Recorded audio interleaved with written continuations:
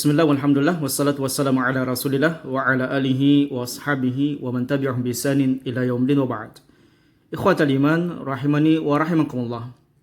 Insyaallah ta'ala pada pembahasan kita di kesempatan yang berbahagia ini adalah pelajaran tentang fiqih ibadah. Ya, bagaimana kita kemudian memahami ibadah tersebut di atas ilmu Quran dan sunnah Nabi SAW berdasarkan dengan pemahaman salafus saleh, yaitu generasi yang terbaik, para sahabat, tabi'in, dan para tabi'ut tabi'in. Adapun buku yang kita akan pakai, kitab yang akan kita gunakan untuk kita bahas, jadi kita tidak hanya sekedar membahas tentang ilmu fiqih, ilmu yang berkaitan dengan ibadah, namun kita juga langsung praktek membaca kitab.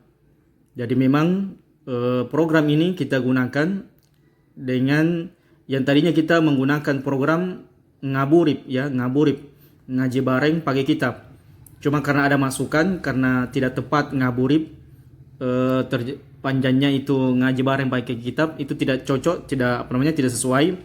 Maka kita gunakan dengan ngapaki, ngaji bareng pakai kitab. Nah, itu lebih cocoknya ketika kita menggunakan kata ngaji bareng pakai kitab, ya, dengan singkatan ngapaki. Baik, silakan bagi ikhwan akhwat sekalian, saya nasihatkan dan saya sarankan untuk membeli kitabnya, yaitu kitab Minhajul Muslim yang dikarang oleh Syekh Dr. Abu Bakar Jabir Al-Jazairi hafizallahu taala anhu wa ra'ah. Ya, di mana kitab ini sangat ringan pembahasannya dan sangat mudah kita gunakan, sekaligus kita belajar membaca kitab gundul. Ya, mudah-mudahan bermanfaat bagi kita semuanya. Baik, kita memulai saja, dan pembahasan kita tidak banyak, satu bagian saja. Ini sampai di sini saja pembahasannya. Mudah-mudahan bermanfaat. Kita memulai Al-Babu Ar-Rabi'. Al-Babu Ar-Rabi'. Jadi bab yang keempat. Jadi buku ini sangat bagus sekali untuk dibahas bagi siapapun itu yang ingin berdakwah. Karena buku ini sebenarnya diawali dengan pembahasan akidah, pembahasan muamalah, begitu pula dengan pembahasan ibadah dan seterusnya. Baik, yang kita akan ambil dari buku ini adalah pembahasan berkaitan dengan ibadah saja.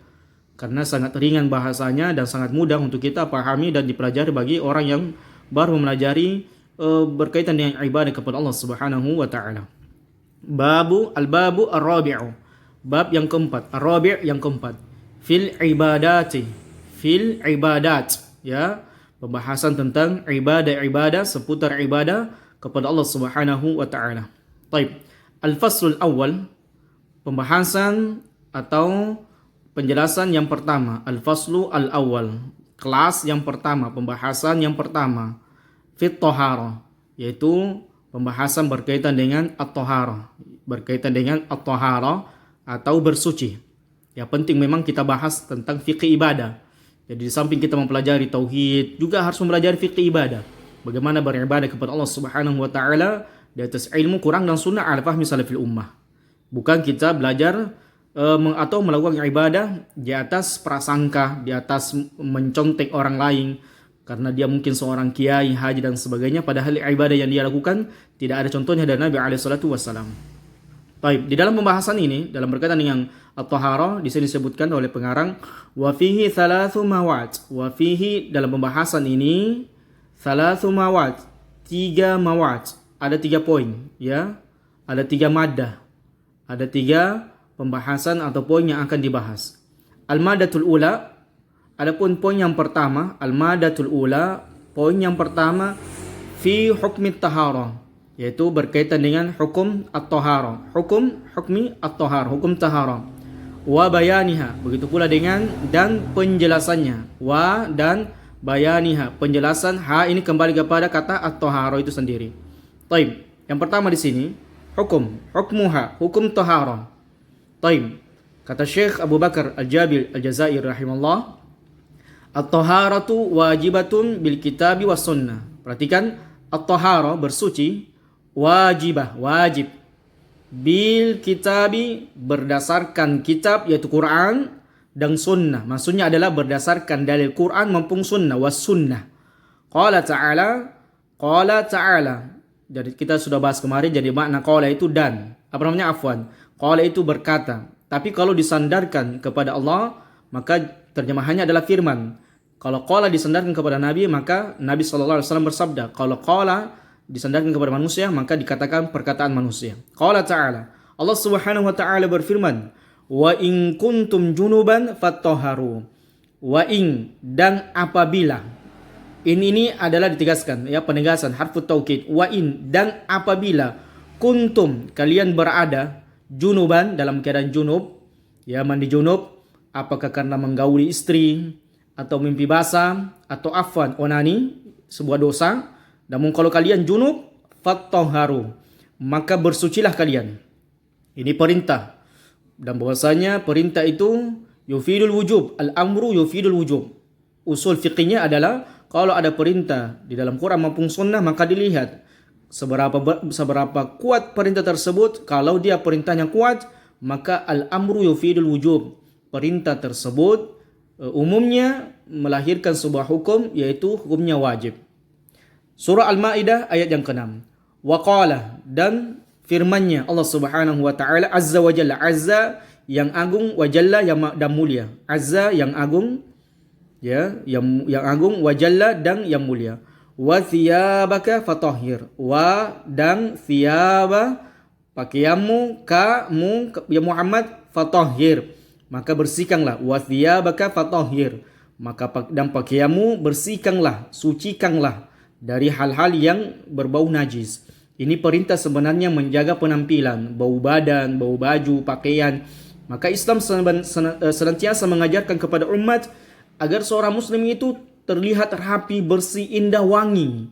Jangan dia berpenampilan kusut, jangan dia berpenampilan yang tampanan seperti gembel, kemudian bau badannya sangat menyengat dan mengganggu kaum muslimin. Maka di antara sunnah dan perintah Allah Subhanahu wa taala kepada kaum muslimin adalah senantiasa menjaga penampilannya. Rambutnya, pakaiannya, badannya itu harus wangi, harus harum. Makanya sunnahnya memakai wewangian. Sunnah di antara sunnah Nabi SAW adalah wewangian, memakai wewangian, harus harum ketika ke masjid. Makanya Allah Subhanahu wa taala ketika kita ke masjid memerintahkan laki-laki, khudhu zinatakum inda kulli masjid. Ambillah pakaian yang paling terbaik ketika mendatangi masjid, memakai wewangian. Ya, bau badan tidak menyengat, artinya rajin mandi dan sebagainya. Inilah perintah Islam yang sangat indah.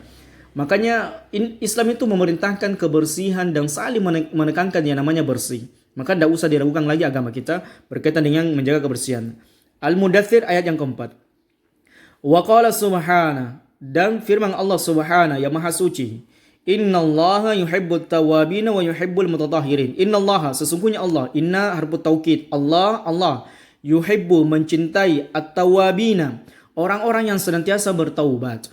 Karena manusia itu banyak dosa, banyak kekeliruan, banyak maksiatnya, banyak khilafnya. Makanya orang yang paling baik dalam berbuat dosa, dalam melakukan kesalahan adalah at-tawwabin. Ya, kullu bani adam khata' wa khairul khata' at-tawwabun. Ya, semuanya anak Adam itu melakukan dosa, berpotensi melakukan dosa maksiat, dan sebaik-baik orang yang khairul khata' at-tawwabin. Ya, sebaik-baik orang yang melakukan dosa, yang bermaksiat adalah yang senantiasa bertobat kepada Allah. Wa yuhibbu, dan Allah mencintai al-mutatahhirin, orang yang senantiasa menjaga kebersihannya. Ya, menjaga kebersihannya. Jadi ada dua yang dicintai Allah, yaitu orang yang senantiasa bertaubat dan orang-orang yang senantiasa menjaga kesuciannya. Ini yang sebagaimana disebutkan dalam surah Al-Baqarah ayat yang 222. Wa qala, dan Nabi SAW bersabda. Ini qala ini disandarkan kepada Nabi, maka sabda. Wa qala sallallahu alaihi wasallam, dan Nabi SAW bersabda, miftahus shalah at-tahur. Apa yang dimaksud dengan miftah? Kunci. Jadi miftah itu adalah kunci maknanya. Jadi kalau namanya miftah itu namanya kunci. Miftahus shalah, kuncinya salat, at-tahur, yaitu bersuci. Jadi tidak diterima salat seseorang kecuali dengan bersuci. Wa qala sallallahu alaihi wasallam, dan Nabi alaihi salatu wasallam bersabda, la tuqbalu salatun bighairi tahurin. Kita kembali, la tuqbal, tidak diterima, la tuqbal, tidak diterima. Salatun, salat seseorang, bighairi, tanpa tahur, tanpa bersuci. Makanya harus senantiasa menjaga kesucian. Zaman dirahmati Allah. Wa qala, Dan Nabi SAW bersabda, at-tahur bersuci, syaturu bagian al-iman, bagian dari keimanan. At-tahur syaturul iman, bahwasanya bersuci bagian dari keimanan. Maka inilah jamaah rahmatullah subhanahu wa ta'ala, pembahasan kita poin yang pertama tentang hukum tohara. Jadi setelah kita melihat dan membaca dalil-dalil Quran maupun sunnah Nabi SAW, maka kita mengambil poin sebagai kesimpulan bahwasanya bersuci ketika melaksanakan solat atau melaksanakan tawaf itu hukumnya wajib.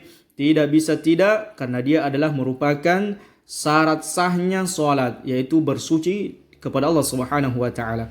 Demikianlah jamaah rahmatullah Subhanahu wa taala yang menjadi pembahasan kita pada kesempatan yang berbahaya ini. Semoga apa yang bisa kita sampaikan bisa kita amalkan dan bisa kita praktekkan dalam kehidupan sehari-hari agar senantiasa menjaga kesucian jiwa kita, menjaga kebersihan badan kita, menjaga kebersihan pakaian kita. Hadza wallahu a'lam bissawab. Subhanakallahumma wa bihamdika asyhadu an la ilaha illa anta astaghfiruka wa atubu ilaik wa akhiru da'wana anil hamdulillahi rabbil alamin. Wassalamualaikum warahmatullahi wabarakatuh.